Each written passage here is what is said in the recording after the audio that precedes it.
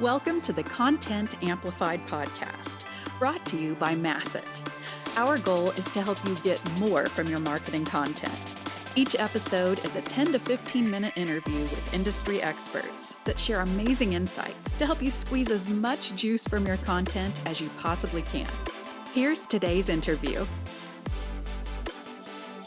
Welcome back to another episode of Content Amplified. We're super excited to have a great episode today. We've got Michaela Mendez today. Michaela, welcome to the show. Hey, thanks for having me. You bet.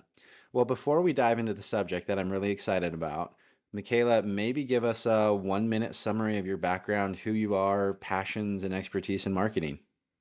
Cool, yeah. So I have been in content marketing for about 12 years. I started out freelance writing, ended up working in-house at a few different tech companies, and really found my passion. For someone who changed their major like 3 or 4 times in college, I really do love content marketing. I love the artistic side of it. I love the science side of it. I have a really great time in my day job doing content marketing. Besides that, I have a family. I have 2 dogs. I recently moved to the Bay Area, so I am trying to do a lot of local hiking. I love trying new restaurants, and that's pretty much it. Awesome. I love it. Well, again, thanks for being on the show. And we were talking just a few minutes ago about the subject we were going to talk about today. And Michaela has some really interesting points, and I think that these are spot on for how to really make your content stand out in a meaningful way, making it something that you actually want to read. So today's subject is how and why should you use expert sources in your content? So Michaela, the first question is why? Why should you use expert contributors in your content? Why does that make sense? Yeah, well, I think if you think about it, back when we were kids, if you wanted an answer to something, you couldn't just go Google it. At least in my case, right? Like I didn't have, internet at home till I was older. So you were going to the library, like trying to get a book or talking to someone who knew something about it and taking their word for it.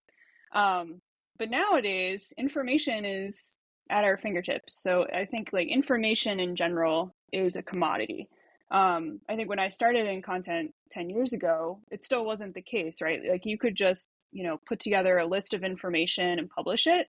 And that gave people something of value. But nowadays, everyone has access to that information. So I think where my head's at and what I find valuable in content and what I think other people do too, is when you're actually bringing a perspective and you have something to say. So it's not just information for information's sake, but it is an been there, done that story from someone who knows what they're talking about. I love it. You're at the very beginning, you talked about going to the library, not having access to the internet and stuff like that.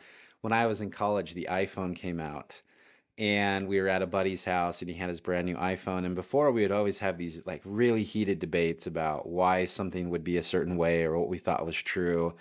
And then he ruined it because he had his phone, he had the internet, and he would just Google all the answers and all those debates went away. And I remember that day specifically when we were like, okay, you just ruined all of our debates. You just Right? ruined it because now you have this Yeah. information at your fingertips. So I definitely resonate with that. And Yeah. I remember those conversations vividly. So, and I love that. I love that. Having something to say makes your content so much better. Okay, how? So we know that you need to have something to say from someone who knows what they're talking about. How? How do you go about doing this? How do you find the experts? How do you source the people? How do you build the relationships to actually make that motion work for you and your business? Yeah. So I will give you just an example. So I work at SetSale, sales tech startup. We speak to sales leaders and revenue operations folks. And I am neither of those things, right? So I know if I'm writing a blog for that audience, they don't want to hear from me, right? Because I haven't been in their shoes. I haven't done what they've done. So my aim is to find people who have. There's a couple ways that I go about doing that. I would say the first thing is kind of simple, but I think often overlooked, which is just start making friends with people in those roles. So for me, my go-to source is LinkedIn. So I'm always trying to follow people that are talking about, sales tips or revenue operations advice. Once I follow them and see that, they're clearly an expert, they clearly know what they're talking about, I'm typically reaching out to them, trying to connect, supporting them, reading their content, kind of just getting to know them online. And then I try to make an effort to reach out and say, hey, I'm working on a blog on this topic. You have a post about this. I'd love to ask you a couple of questions and quote you in the blog. And most people are more than willing to help. It's not a very scalable solution, right? But I honestly believe, like, in making really great content that adds something net new, you're not always going to be able to scale super fast. It's more about like focusing on those little details and making sure that you're spending the time to incorporate the right insights. So that's like the first way. I would say the second way is making partnerships in your space. So one thing that I do is look for companies that are marketing to the same audience, but we don't have competing solutions. And then I start to talk to their content teams and say, hey, like, what types of content are you guys working on? Maybe we could collaborate, or we could provide insights to each other, backlink to each other, start to kind of just like make friends with complementary or similar solutions. That really helps too, because then you're kind of working as a team to source these expert insights. The third thing is there's a service, or I guess I don't know if it's called a service, but it's called Help a B2B Writer. So it's basically the B2B version of Help a Reporter Out Hero. Um, and that's great. That's a great source of, you can put in questions that you have for an article. And a lot of people in the space will respond. And once I get those responses, I'm usually like combing through, making sure they're from a person that actually is an expert in what they're talking about. So you do have to maintain a level of quality over the responses, but that's a great way to start to make new connections too. Um, and I would say, like, that's what I do for like a one-off article, but I try to keep a list of people that are willing contributors, and then I'll return to that for future content that I'm working on. So those are three quick ways that I source the experts. I love it. That's fantastic. And I think you bring up a good point when it's not the most scalable effort, um, but it's the right way of doing things. And I think there's always that debate, right, of doing it the right way or the scalable way. And I think often the golden area is when you can do both. But I think it's really cool when you're having really good content.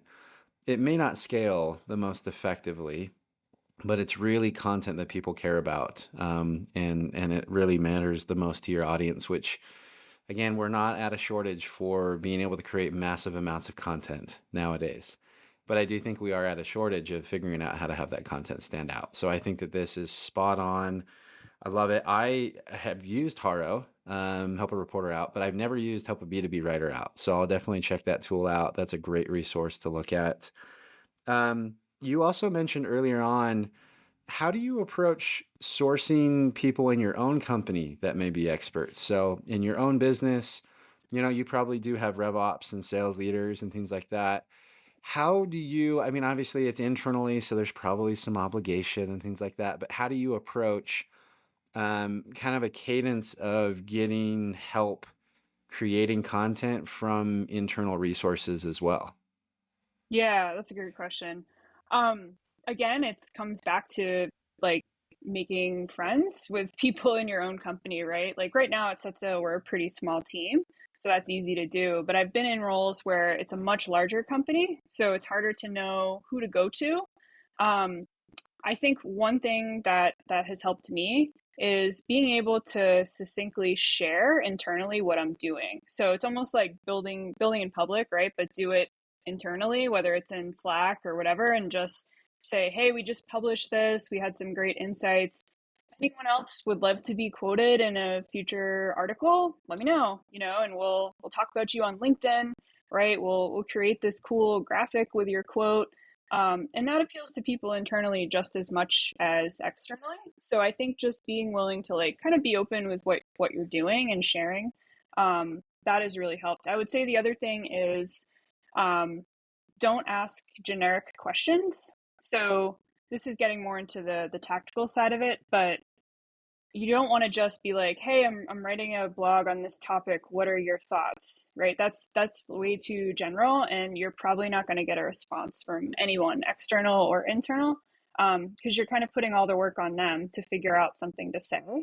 And you're going to wind up with a really watered down general quote that doesn't do what you want it to do, which is like information. So what I try to do is all of my research up front for whatever topic I'm working on. So I try to gather differing perspectives. I try to find data points for people to react to. I try to come up with the most controversial questions I can and ask them with a straight face in order to get the best quotes and the best answers from people. Because it's easy to just, say general, obvious things. But again, that's not what we're about. We're not just about information, we're about opinions and new perspectives. So I would say that's definitely been a learning for me as I've gone, is like, how spicy can we make these questions? And the spicier, the better. That's That's awesome. been my answer to that. I Yeah. love it. I love it. Yeah. Again, back to your point, having something to say, and having something to say means you have a twist or an opinion on something. It's not just a matter of fact. So if you can kind of get that out of people and get them excited about it, get them riled up, that's a great way to get the conversation going and really have a unique take on it. That's awesome. Well, I've learned a ton from this. This is super valuable. Thank you so much. When anyone here is looking to connect with you and wants to keep the conversation going, wants to add you to their articles and partnership up on content and all that kind of stuff, how can they find you online and connect with you? Yeah, you can reach out to me on LinkedIn, Michaela Mendez. I also run a monthly meetup for content marketers. So the second Friday of every month, we have a little support group for all of us content marketers to share ideas and learn from each other. So if you want to be a part of that, find me on LinkedIn and shoot me a message. Love it. Awesome. Sounds like a great group too. So appreciate you coming on the show today. Yeah, thanks for having me. Thank you for listening to the Content Amplified podcast. Please subscribe and leave us a review. And for additional ways to get more out of your content, visit our website at getmasset.com. That's getmasset.com. And tune in next time to the Content Amplified podcast.